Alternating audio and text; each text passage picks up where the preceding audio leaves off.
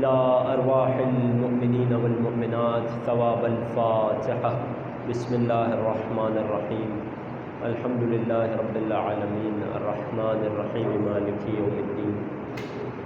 إياك نعبد وإياك نستعين. اهدنا الصراط المستقيم صراط الذين أنعمت عليهم غير المغضوب عليهم ولا الضالين. لا حول ولا قوة إلا بالله العلي العظيم. أعوذ بالله السميع العليم من الشيطان اللعين الرجيم. بسم الله الرحمن الرحيم. الحمد لله الذي خلقنا في أمة الذي فاز رتبته إلى قاب قوسين، وأكرمنا بولاية وصيه الذي ردت له الشمس مرتين، وجاهد بالسيفين، وصلى إلى القبلتين، وشرفنا بحب الزهراء أم السبطين، وجعلنا من الباكين على مصاب الحسن والحسين والتسعة من ذرية الحسين، الذين من بكى على مصابهم رجح حسناته أعمال الثقلين. والصلاة والسلام على أشرف الكونين رحمة للدارين جد الحسنين أعني أبا القاسم محمد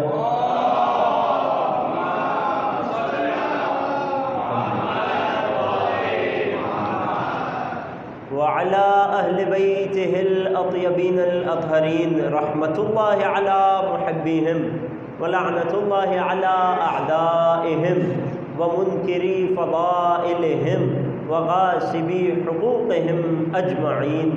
أما بعد فقد قال الله الحكيم في كتابه العظيم. بسم الله الرحمن الرحيم. إن مثل عيسى عند الله كمثل آدم خلقه من تراب ثم قال له كن فيكون. فمن حاجك فيه من بعد ما جاءك من العلم فقل تعالوا ندعو أبناءنا وأبناءكم ونساءنا ونساءكم وأنفسنا وأنفسكم ثم نبتهل فنجعل لعنة الله على الكاذبين. صدق الله العلی العظیم. درود پڑھیے محمد والے.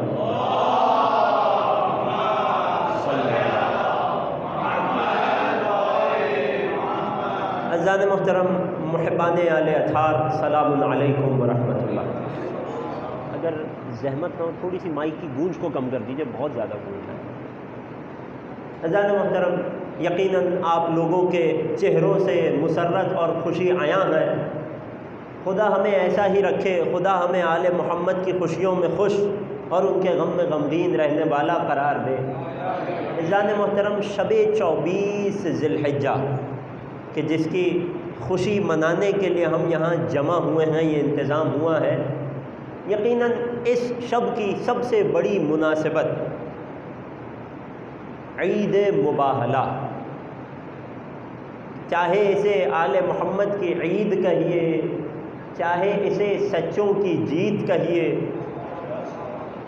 لیکن اس کے علاوہ بھی اس رات میں ایک بہت بڑی مناسبت ہے جو چھپ جاتی ہے، کیونکہ بعد میں عید مباہلہ ہوا. وہ کیا مناسبت ہے؟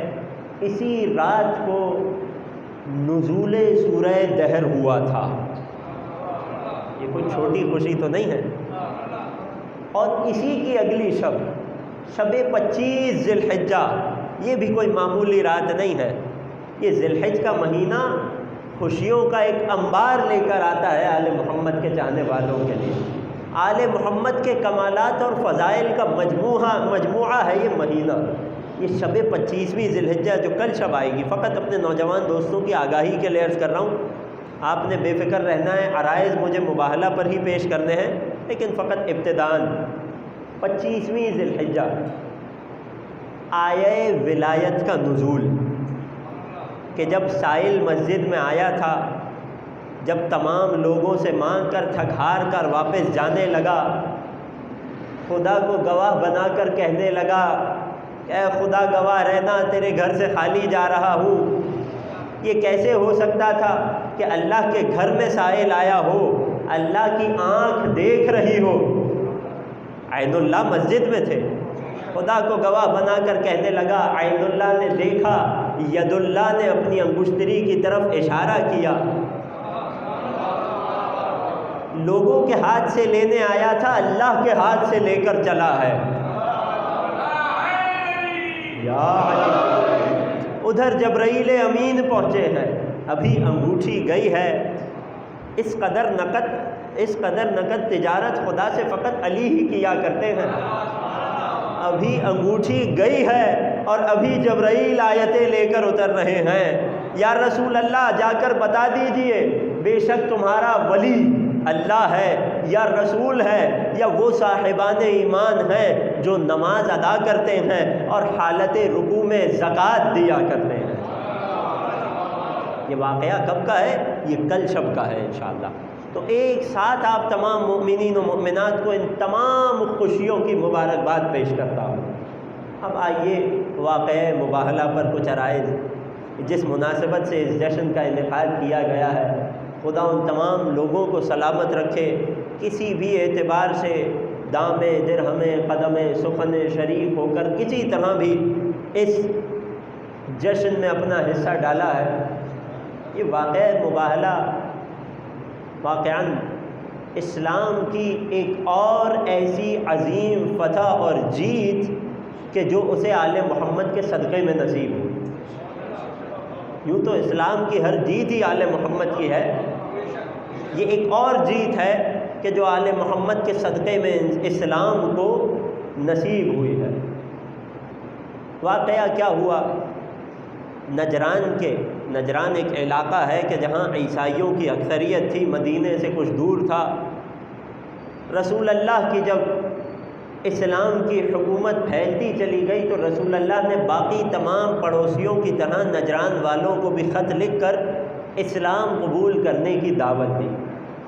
نتیجے میں وہاں کا جو سب سے بڑا راہب تھا، سب سے بڑا عیسائی عالم تھا کہ جس کا نام تاریخ نے ابو حارثہ لکھا ہے، تمام علماء کو جمع کیا اور مشورہ کیا کہ کیا کیا جائے۔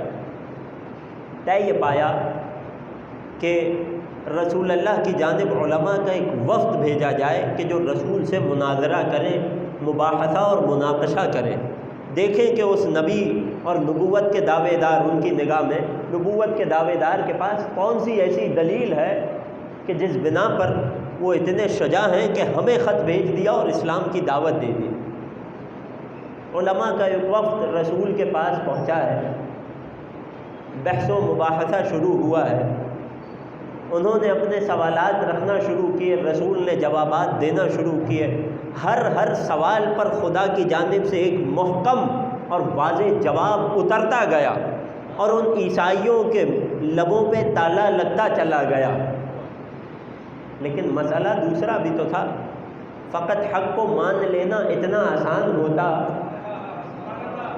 بہت سی خواہشات ہوتی ہیں جو دبانی پڑتی ہیں، بہت سی کرسیاں ہوتی ہیں جو چھوڑنی پڑتی ہیں۔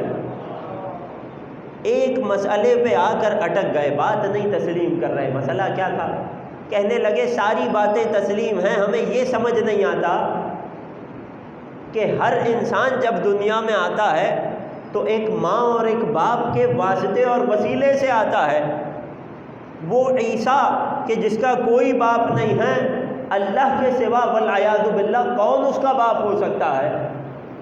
اسلام کا تو واضح اور اٹل قانون ہے، اسلام کی بنیاد سورہ توحید پر کھڑی ہے کہ جس میں واضح اعلان ہو گیا لم یلد ولم یولد۔ یقیناً سب کو یاد ہے نا، لم یلد، نہ اس نے کسی کو جنا، نہ وہ کسی سے جنا گیا، نہ اس کی کوئی اولاد ہے، نہ وہ کسی کی اولاد ہے۔ تو یہ بات نجران کے عیسائیوں کی عقل میں نہیں آ رہی تھی، لیکن وہ اسلام ہی کیا کہ جس کے پاس کسی شبہے یا سوال کا جواب نہ ہو، وہ رسول ہی کیا کہ جس کے پاس ہر سوال کے جواب میں واضح اور قطعی دلیل نہ ہو، وحی کی صورت میں جواب اترا ہے اور رسول نے ان نجران کے عیسائیوں کو ایسا جواب دے دیا کہ اب اس کے بعد بحث کی گنجائش نہیں ہے، بحث کا دروازہ بند کر دیا گیا۔ وہ جواب کیا ہے؟ اللہ اکبر۔ اے نجران کے عیسائیوں، توجہات میرے ساتھ ہیں، اے نجران کے عیسائیوں، تمہارا دعویٰ کیا ہے؟ اکڑ کس بات پر رہے ہو؟ کہنے لگے کہ ہمارے نبی عیسیٰ وہ ہیں کہ جن کا کوئی باپ نہیں ہے، بغیر ظاہری باپ کے دنیا میں تشریف لائے ہیں، اور جناب مریم کے تقدس اور ان کی طہارت پر کسی کو شبہ نہیں ہے، عیسائیوں کے نزدیک بھی اور عالم اسلام کے نزدیک بھی۔ اصلاً قرآن نے جناب مریم کے جتنے قصیدے پڑھے اتنے کس نے پڑھے ہوں گے؟ تو کہنے لگے طے یہ پایا کہ عیسیٰ اللہ کے سوا کسی کے بیٹے ہو نہیں سکتے، والعیاذ باللہ، عیسیٰ کے والد خدا کے سوا کوئی اور ہو نہیں سکتا، والعیاذ باللہ۔ اب جواب سنیے گا، اے نجران کے عیسائیوں، تمہیں گھمنڈ اس بات کا ہے کہ تمہارے نبی بغیر باپ کے دنیا میں آ گئے۔ جواب آیا کہ میں اللہ وہ ہوں کہ جو اپنے سب سے پہلے نبی کو بغیر ماں اور باپ دونوں کے دنیا میں لے آیا۔ اگر عیسیٰ صرف بغیر باپ کے آنے کی وجہ سے اللہ کا بیٹا مان رہے ہو تو آدم کے بارے میں کیا کہو گے؟ توجہ کریں، عیسیٰ کی مادر گرامی تھی، آدم وہ ہے کہ نہ ماں ہے نہ باپ ہے، بغیر والدین کے دنیا میں آ گئے، لیکن آدم کو کسی عیسائی نے اللہ کا بیٹا نہیں مانا۔ فَبُهِتَ الَّذِي كَفَرَ، مبہوت ہو گئے، لاجواب ہو گئے۔ اور اسی آیت کی طرف قرآن نے اشارہ کیا، سورہ مبارکہ آل عمران آیت نمبر 60، آیہ مباہلہ سے پچھلی آیت، ان مثل عیسیٰ عند اللہ، اے رسول ان سے کہیے کہ عیسیٰ کی مثال اللہ کے نزدیک، حیران تم عیسیٰ کی خلقت پر ہو، عیسیٰ کی مثال اللہ کے نزدیک کیا ہے؟ کمثل آدم، ہمارے لیے کوئی بڑی بات نہیں ہے، تم حیران ہو، آدم کی مانند ہے، خلقہ من تراب، مٹی سے خلق کیا، ثم قال له کن فیکون، کہہ دیا کہ ہو جا تو ہو گیا۔ ہماری قدرت میں یہ بات کوئی بہت بڑی بات نہیں ہے، توجہ کر رہے ہیں؟ جواب مل گیا۔ کیا اس سے بڑھ کر، اس سے زیادہ قطعی اور روشن اور اس سے زیادہ خاموش کنندہ جواب کوئی ہو سکتا ہے عیسیٰ کی ولادت پر؟ نہیں ہو سکتا۔ یا تو آدم کو بھی اللہ کا بیٹا مانو یا عیسیٰ کے اللہ کے بیٹا ہونے کا انکار کر دو، لیکن دونوں باتوں کو تسلیم نہیں کر سکتے تھے۔ آدم کو اللہ کا بیٹا ماننے کی اجازت انہیں ان کا مذہب نہیں دے رہا تھا، اور عیسیٰ کو اللہ کا بیٹا نہ ماننے کی اجازت انہیں ان کی انا نہیں دے رہی تھی۔ توجہ ہے؟ یہ سارے ریاستی معاملات تھے، اتنی رعایا ہے جو پیروی کر رہی ہے، اچانک ہم اپنی ہار اور شکست کا اعلان کرتے ہیں، یہ کیسے ہو سکتا ہے؟ توجہ کر رہے ہیں؟ اب کیا ہوا؟ کٹ حجتی پہ آ گئے، بات ماننے کے باوجود، سمجھنے کے باوجود تسلیم نہیں کر رہے۔ ایسے لوگوں کا اسلام میں ایک ہی علاج ہے، وہ کیا ہے؟ آیہ مباہلہ نازل ہو کر کہتی ہے فَمَنْ حَاجَّكَ فِيهِ مِن بَعْدِ مَا جَاءَكَ مِنَ الْعِلْمِ، اے نبی علم آ جانے کے بعد، یعنی روشن قطعی واضح دلیل آ جانے کے بعد جو تم سے کٹ حجتی کرے، جو تم سے بلا وجہ کی بحث کرے، ہمارے رسول کا وقت قیمتی ہے، بلا وجہ بحث نہ کی جائے۔ فمن حاجک فیہ من بعد ما جاءک من العلم، تو اس بحث کا جواب کیا دو؟ ہم نے دلیلیں دے دی، ہم نے مکمل جواب دے دیا، اب کیا جواب دیا جائے؟ کہنے لگے فقل، اے رسول ان سے کہیے تعالوا، آ جاؤ، ندعو ابناءنا و ابناءکم، اب ہم اپنے بیٹوں کو لائیں گے، تم اپنے بیٹوں کو لاؤ، وَنِسَاءَنَا وَنِسَاءَكُمْ، ہم اپنی عورتوں، ہم اپنی مستورات، ہم اپنی خواتین کو لائیں گے، تم اپنی خواتین کو لاؤ۔ توجہ ہے عزیزوں، ابنا جمع کا صیغہ ہے، نساء جمع کا صیغہ ہے، توجہ کیجیے گا۔ عربی زبان میں جمع کم از کم 3 پر دلالت کرتی ہے۔ کل کو کوئی آ کر یہ نہ کہہ دے کہ رسول کو فقط ایک خاتون کو لے جانے کی اجازت تھی اس لیے فاطمہ زہرا کو لے گئے، صلوات پڑھیے محمد و آل محمد۔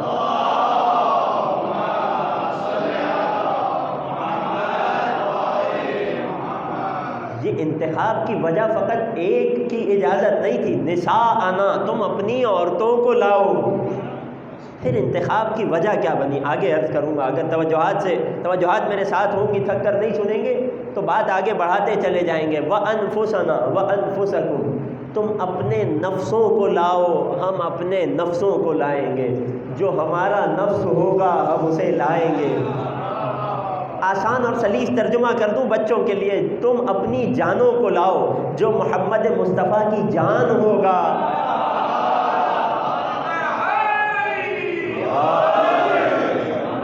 درود پڑھیے مولا کائنات کی عظمت پر۔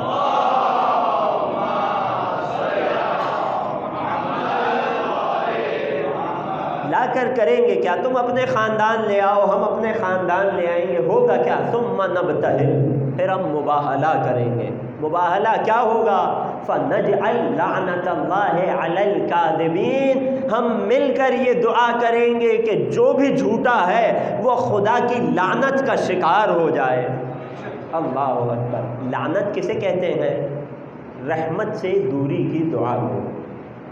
اس سے پہلے کہ رسول کسے لے کر گئے اور کس کس کو چھوڑ کر گئے، اس انتخاب کا معیار کیا بنا، یہ ساری باتیں بعد میں۔ پہلے ایک اہم نقطہ جو اس واقعہ مباہلے سے میرے اور اپنے تمام نوجوان دوستوں کے سیکھنے کا واقعہ ہے، بزرگان یقیناً جانتے ہیں، وہ کیا ہے کہ نجران کے عیسائی ہم مذہب نہیں تھے، ہم دین نہیں تھے، دین الگ تھا، مذہب الگ تھا، قومیت الگ تھی، لیکن اس کے باوجود اللہ نے اپنے رسول کو ان پر لعنت کرنے کی اجازت اس وقت تک نہیں دی کہ جب تک ان پر حجت تمام نہ ہو گئی۔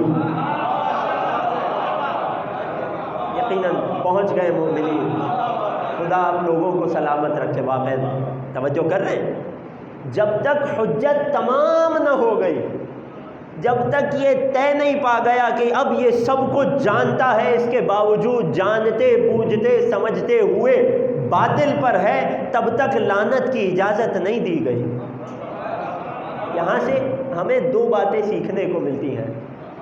پہلی بہت اہم بات کہ ہمارا کوئی بھائی جو ہمارا ہم مذہب ہو، ہمارا ہم عقیدہ ہو، لا الہ الا اللہ کہنے والا ہو، محمد الرسول اللہ کو مانتا ہو، علی ولی اللہ کو تسلیم کرتا ہو، عقیدہ ولایت و براءت رکھتا ہو، ہمیں ہرگز یہ اجازت نہیں ہے کہ چھوٹے موٹے سے اختلاف پر، یقیناً ہمارے نزدیک، ہر شخص کے نزدیک وہ حق پر اور سامنے والا باطل پر ہوتا ہے، لیکن جب تک میرا کوئی مومن بھائی سامنے ہے، جب تک حجت تمام نہیں ہو گئی، جب تک وہ صحیح عقیدے کی حدود سے نکل نہیں گیا، مجھے اجازت نہیں ہے کہ کسی چھوٹے موٹے ذاتی اختلاف پر یا حتیٰ فکری اور عقائدی اختلاف پر بھی میں اس پر لعنت کرتا پھروں۔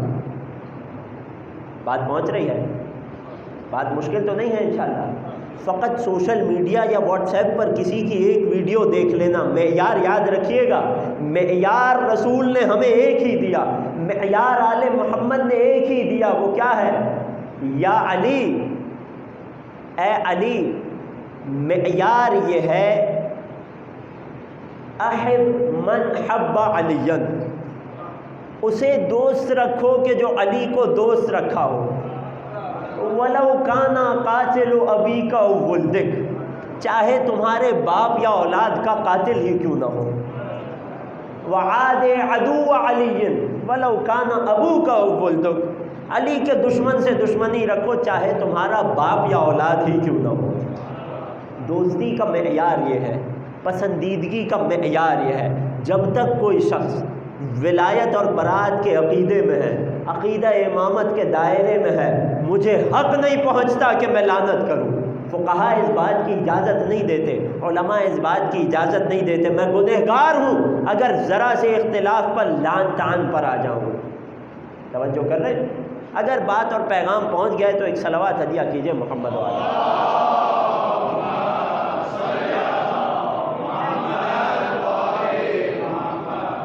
یہ پہلا نقطہ جو ہمیں اس واقعے سے سمجھ آیا۔ دوسرا نقطہ کیا ہے کہ اب جس پر لعنت کی جائے گی، اب جس پر لعنت کرنے کا حکم ہمیں آل محمد نے دیا ہوگا، ذرا یہ سوچئے وہ رسول، وہ اہل بیت جن کا طریقہ یہ ہے کہ عیسائیوں پر بھی اس وقت تک لعن نہیں کرتے کہ جب تک ان پر حجت تمام نہ ہو جائے، تو اب اگر وہی آل محمد کسی پر لعنت کرنے کا حکم دے رہے ہوں گے تو یہ طے ہو جائے گا کہ اب اس کے ظالم ہونے میں، اب اس کے غاصب ہونے میں، اب اس کے جاہل ہونے میں ذرہ برابر شک نہ کرنا۔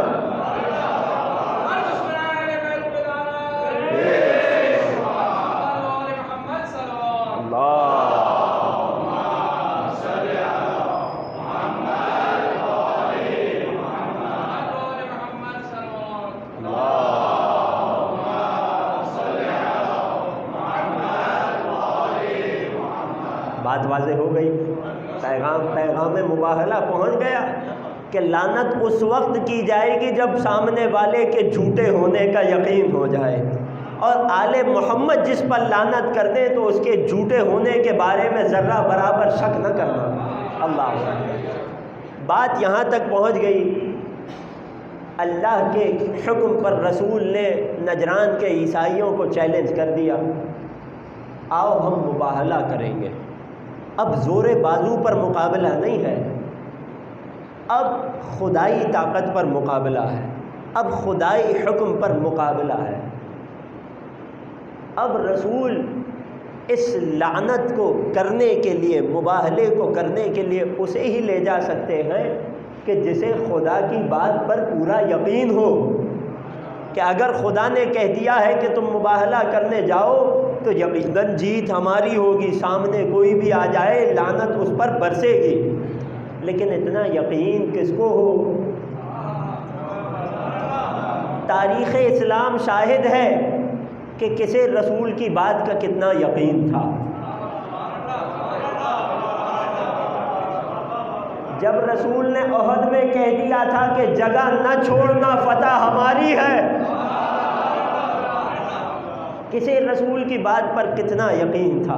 کوئی نہیں ملے گا، کوئی نظر نہ آئے گا، فقط ایک نظر آئے گا کہ جو یہ کہتا نظر آئے گا، لو کشف لی الغطاء لمزددت یقینا۔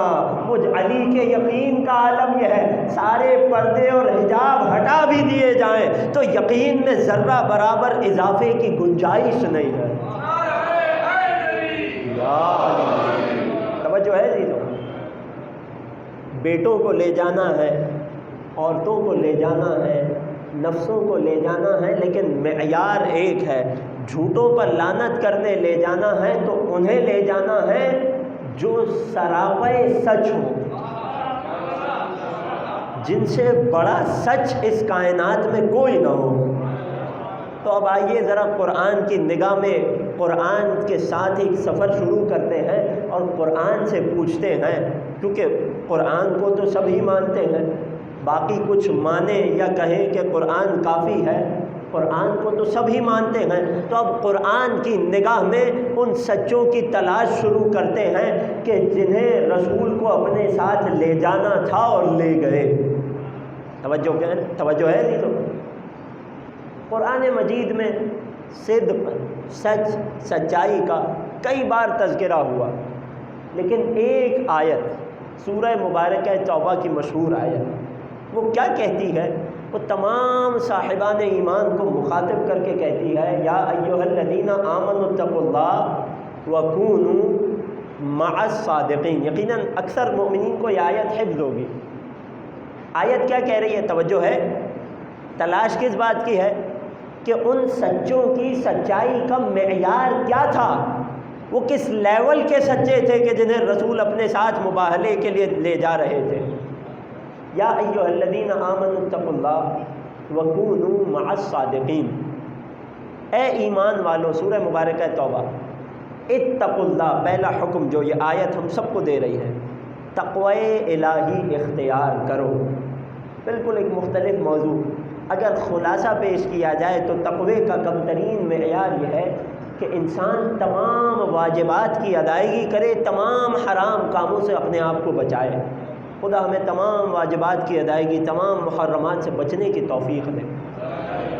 اتقوا اللہ، پہلا حکم تقوی اختیار کرو، اپنے اعمال کو درست کر لو۔ دوسرا حکم وَكُونُوا مَعَ الصَّادِقِينَ، اور سچوں کے ساتھ ہو جاؤ۔ توجہ ہے، معلوم یہ ہوا کہ فقط تقوی اختیار کر لینا کافی نہیں ہے۔ توجہ کر رہے ہیں؟ جب تک سچوں کی ہمراہی نہ ہو یہ تقوی تمہیں کسی کام نہ آئے گا۔ اتقوا اللہ وکونوا مع الصادقین، ایمان لاؤ، سچوں کے ساتھ ہو جاؤ۔ کونوا مع الصادقین، اگر سچ اور سچائی کی تلاش کی جائے، سچ کہتے کسے ہیں؟ لغت میں جا کر دیکھیے، سب سے پہلی اور بنیادی تعریف مطابقت الخبر للواقع، خبر کا واقع کے مطابق ہونا۔ پریشان نہیں ہونا آپ نے، آسان الفاظ میں کیا ہے؟ جو ہوا ہو وہی کہا جائے، یہ سچائی ہے۔ توجہ ہے آخری شخص تک؟ سچ کیسے کہتے ہیں؟ قرآن ہمیں کیا کہہ رہا ہے؟ کونوا مع الصادقین، سچوں کے ساتھ ہو جاؤ۔ ہمیں کس کی تلاش ہے؟ ان سچوں کی تلاش ہے جن کے ساتھ ہمیں ہونا ہے، جنہیں ساتھ لے کر رسول مباہلہ کو چلے تھے۔ سچ کسے کہتے ہیں؟ جو ہوا ہو وہی کہا جائے، یہ سچائی ہے۔ میرے ساتھ متفق ہیں؟ اس کا مطلب یہ ہوا جو ہوا ہو اس کے علاوہ کچھ اور کہا جائے، جو نہ ہوا ہو وہ کہا جائے، یہ کیا ہے؟ یہ جھوٹ ہے۔ اور جو ہوا ہو اسے چھپا لیا جائے، یہ بھی ایک جھوٹ ہے۔ سچ کیا ہے؟ جو ہوا ہو وہی کہا جائے۔ یہ جملہ ذہن میں رکھنا ہے، محفوظ رکھ کے میرے ساتھ چلنا ہے۔ سفر کرنا ہے تو سفر کا لطف محسوس ہوگا۔ جو ہوا ہو وہی کہا جائے، یہ کیا ہے؟ یہ سچ ہے۔ چھٹے سرکار صادق آل محمد، امام جعفر صادق،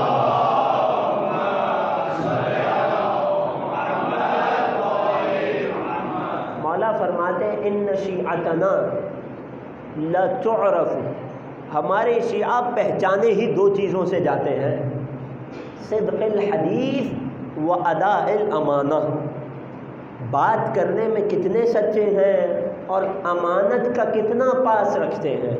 یہ دو علامتیں ہیں شیعوں کی۔ میرا آپ سے سوال ہے، سچ بولنا، جو ہوا ہو وہی بتانا، اسلام تو چھوڑیے، دنیا میں کوئی ایسا مذہب و ملت ملے گا، حتیٰ وہ لوگ جو لا دین و لا مذہب ہیں، کیا کوئی ملے گا جو سچ کو اچھا نہ جانتا ہو؟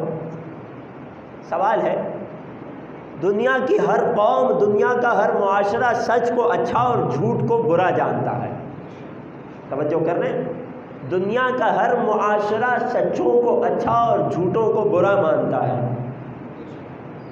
میرا آپ سے سوال ہے، کیا دنیا کا ہر شخص اگر کوشش کرے تو کیا سچ کے اس مرحلے تک پہنچ سکتا ہے کہ ہر بات میں سچا ہو؟ جو ہوا ہو وہی بتائے، جھوٹ کی آمیزش نہ ہو اس کی بات میں۔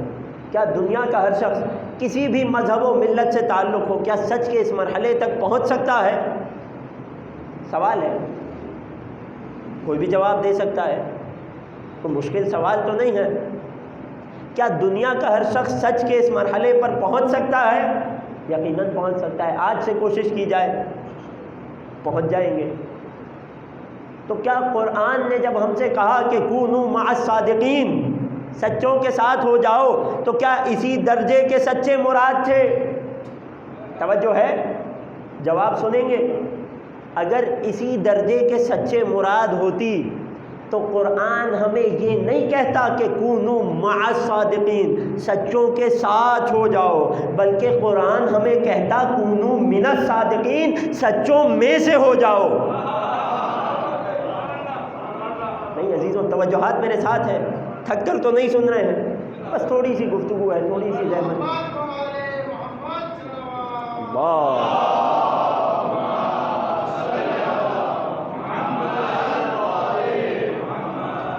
اگر سچ کا یہ درجہ مراد ہوتا، دنیا کا ہر شخص اس درجے کی سچائی کو پا سکتا ہے، اگر یہ درجہ مراد ہوتا تو قرآن کہتا کونوا من الصادقین، سچوں میں سے ہو جاؤ، بھائی خود سچے ہو جاؤ۔ لیکن قرآن نے یہ نہیں کہا، قرآن نے کہا کونوا مع الصادقین۔ سچ کا اگلا مرحلہ کیا ہے، اگلا درجہ کیا ہے؟ پہلا درجہ سب کے اذہان میں ہے، جو ہوا ہو وہی کہا جائے، یہ پہلا درجہ۔ دوسرا درجہ، جو کہا جائے وہی کیا جائے، جسے ہم کردار کی سچائی کہتے ہیں، جسے افعال کی سچائی کہتے ہیں، یہ ہے سچ کا بلند مرتبہ، پہلے درجے سے بلند درجہ۔ قرآن کیا کہتا ہے؟ پہلے اپنے لیے، پھر نوجوان دوستوں کے لیے عرض کر رہا ہوں، قرآن کیا کہتا ہے؟ یا ایھا الذین آمنوا لم تقولون ما لا تفعلون، اے ایمان والوں وہ بات ہی کیوں کرتے ہو جو تم خود کرتے نہیں ہو، وہ کہتے کیوں ہو جو کرتے نہیں ہو؟ کبر مقتا عند اللہ ان تقولوا ما لا تفعلون، خدا کے نزدیک بدترین برائی ہے کہ تم وہ باتیں کہو جو تم خود کیا نہیں کرتے۔ خدا ہم سب کو توفیق دے۔ یہ قول اور فعل کا تضاد، یہی تو منافقت ہوا کرتی ہے۔ اس کے مقابلے میں کردار کی سچائی یہ ہے کہ انسان جو کہے وہی انجام دے، جو کہے وہی کرے۔ توجہ ہے؟ یہ دوسرا مرحلہ اور درجہ واضح ہو گیا سچ کا، کردار کی سچائی۔ میرا آپ سے سوال ہے، کیا ہر مومن اگر کوشش کرے تو اس درجے کی سچائی کو پا سکتا ہے؟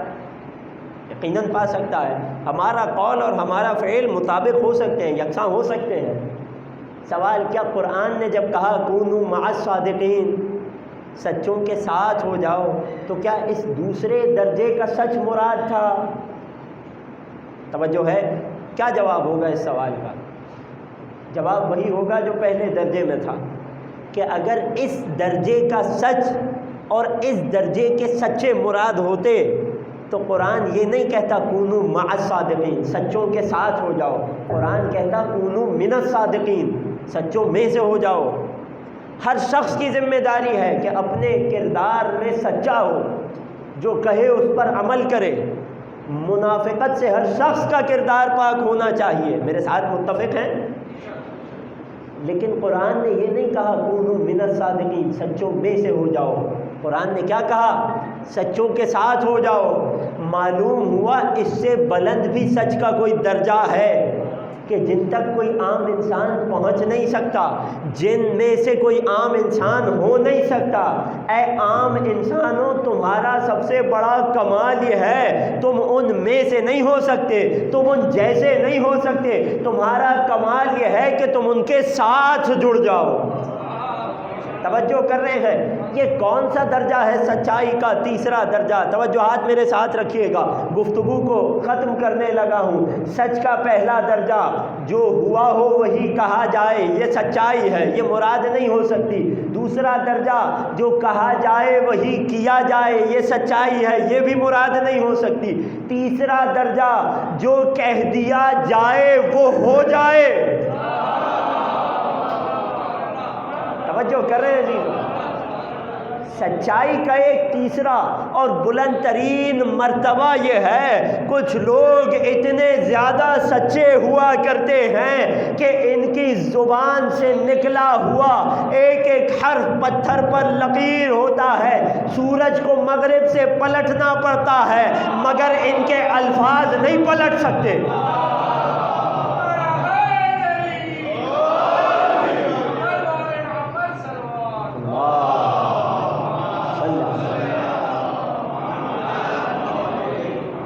توجہ کر رہے ہیں؟ سچائی کا تیسرا درجہ، جو کہہ دیا جائے وہ ہو جائے۔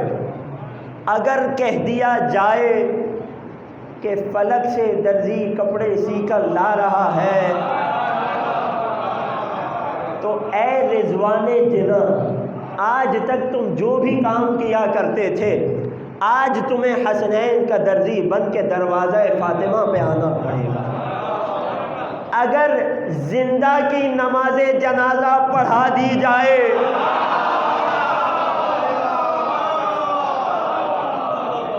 ان کی سچائی کا عالم یہ ہے کہ اگر زندہ کا جنازہ پڑھا رہے ہیں تو اسے مرنا پڑے گا۔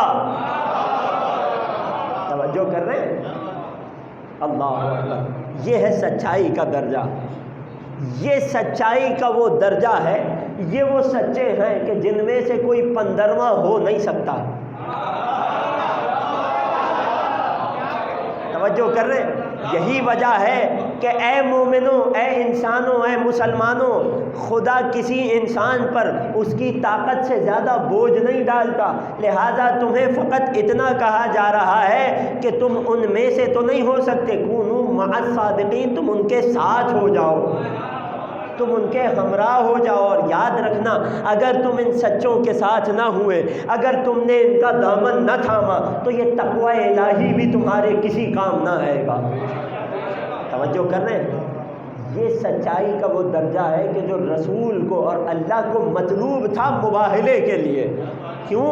کیونکہ نجران کے عیسائیوں پر لعنت کرنی تھی، خدا کی رحمت سے ان کے دور ہو جانے کی دعا کرنی تھی، ان پر عذاب الہی نازل ہونے کی دعا کرنی تھی۔ ایسی زبانیں چاہیے تھیں کہ جو اس قدر سچی ہوں کہ جو کہہ دیتی وہ ہو جاتا۔ اور یہی بات نجران کے عیسائی بھی سمجھے ہوئے تھے۔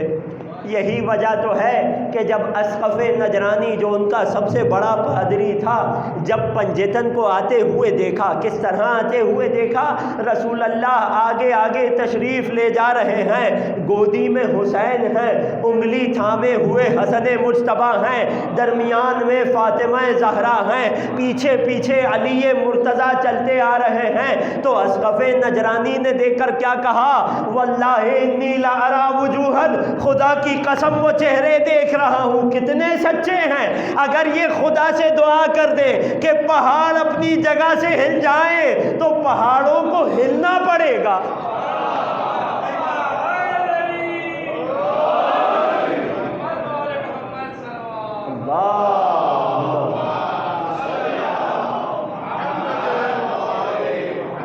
اس درجے کے سچے تھے کہ جنہیں نجران کے عیسائی بھی دیکھ کر سمجھ گئے کہ یہ تیسرے درجے کے سچے ہیں، یہ جو کہہ دیتے ہیں وہ ہو جایا کرتا ہے۔